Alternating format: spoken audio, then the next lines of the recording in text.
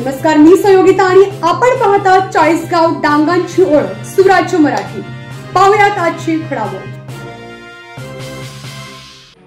POCSO कायद्याचा आरोपी मोकाट।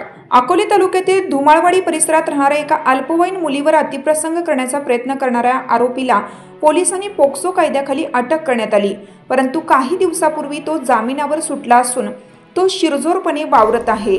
शिवाय तक्रारदारांनी दिलेल्या तक्रारीमुळे माझे काही झाले नाही असा आविर्भाव करून फिरत आहे।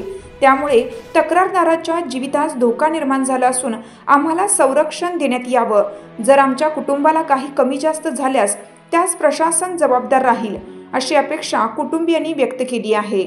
सुराज्य मराठी नेटवर्क करिता प्रतिनिधी अजय पवार, धुमाळवाडी।